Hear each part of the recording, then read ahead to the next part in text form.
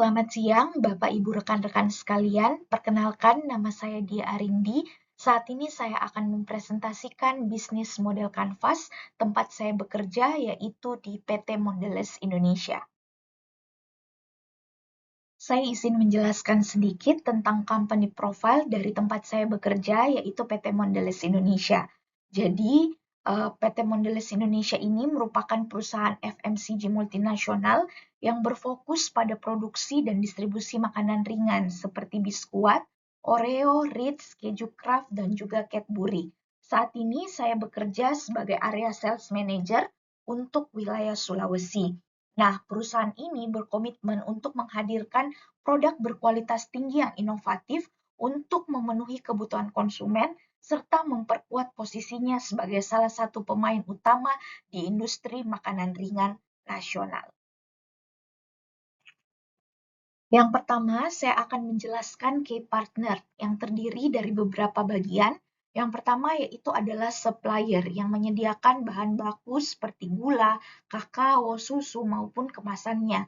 Nah, ada pula distributor atau wholesaler yang ada di seluruh Indonesia. Nah, untuk distributor dan wholesaler ini terbagi menjadi beberapa tipe toko. Ada yang dikenal dengan traditional trade yang mencakup toko-toko retail seperti warung, rombong, ataupun toko kelontong, dan ada pula yang disebut dengan modern trade seperti Indomart, Alfamart, dan Hypermart, serta ada e-commerce, baik itu Shopee, Tokopedia, ataupun GrabMart. Key partners yang lain adalah logistik provider, yang dimana menyediakan mitra pengiriman untuk distribusi ke toko-toko. Dan yang terakhir adalah government and association, seperti Kementerian Perdagangan, BPOM, ataupun Asosiasi Industri Makanan dan Minuman, yang dimana untuk regulasi dan sertifikasi halal. Selanjutnya adalah key activity, yang dimana produksi dan quality control ini dilakukan di pabrik Cikarang. Yang kemudian sales dan trade marketing dilakukan oleh tim sales dan marketing melalui kunjungan sales ke outlet, aktivasi promo, dan merchandising.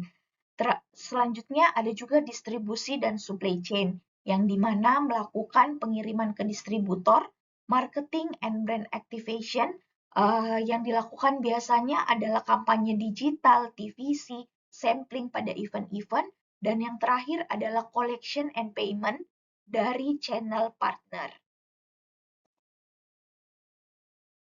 Selanjutnya adalah key research, yang dimana terdapat 4 poin penting. Yang pertama yaitu fisikal.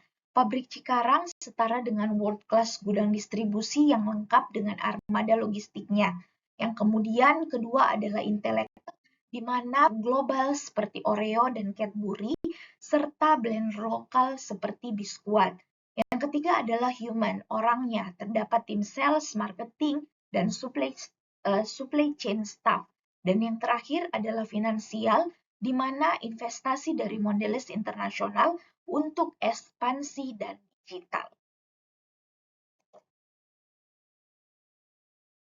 Selanjutnya, value proposition dari PT Mondelez Indonesia sendiri itu terdapat 4, yang dimana produk snack berkualitas tinggi dan ikonik. Nah, produk snack yang berkualitas tinggi dan ikonik ini memiliki rasa yang enak, varian rasa lokal, hingga memiliki harga yang terjangkau. Kemudian ketersediaannya luas, di mana mudah ditemukan mulai dari warung-warung kecil, toko-toko retail, hingga dapat kita temui di supermarket. Kemudian pengalaman snacking yang menyenangkan, di mana logo dari PT Mondelez Indonesia sendiri yaitu snack right, di mana mindful portion control dengan varian yang sehat. Dan yang terakhir adalah promo dan value untuk keuangan, di mana bundling, kemudian diskon, program loyalty kepada retailer. Selanjutnya adalah customer relationship, yang dimana automated, yang merupakan sistem ordernya dapat menggunakan aplikasi dalam sistem distributor yang lebih besar. Kemudian dia personalized, di mana kunjungan sales itu akan dilakukan secara rutin, dan tim sales, baik itu area sales supervisor ataupun area sales manager, akan melakukan coaching retailer kepada tim salesman yang dibawahinya. Dan yang selanjutnya adalah community, dilakukan berbagai program loyalty distributor yang juga digabungkan dengan insentif scheme agar pemenuhan terhadap kebutuhan baik itu salesman maupun outlet itu dapat tercapai. Dan yang terakhir adalah co-creation yang dimana mendapatkan feedback dari retailer untuk promo dan kebutuhan stoknya. Selanjutnya adalah channel, di mana channelnya ini terbagi atas 4. Ada direct, indirect, digital, dan marketplace. Hampir sama dengan key partners-nya tadi, tapi di channel ini kita ada direct yang dimana sales force-nya itu dari distributor langsung ke account-nya. Kemudian untuk indirect itu ada modern trade, traditional trade, e-commerce, dan minimarket. Kemudian di digital menggunakan website dan juga sosial media. Dan yang terakhir adalah marketplace seperti Shopee dan Tokopedia untuk online sales. Dan yang terakhir adalah konsumen segmennya. Kita ada 3, yang pertama itu B2B, baik itu dari distributor, wholesale, modern retail chain, kemudian tradisional outlet, dan juga termasuk ke dalam HoReCa. Kemudian ada end consumer, di mana segmennya itu demografinya adalah anak muda, keluarga, dan semua umur. Karena PT Mondelez Indonesia ini sendiri memiliki slogan yaitu snack everyday. Kemudian yang terakhir adalah behavioral atau konsumen cari untuk convenience, rasa enak, dan harga yang kompetitif, di mana bisa didapatkan di retailer dengan mencari margin yang paling besar dan juga disupport dari sales-nya.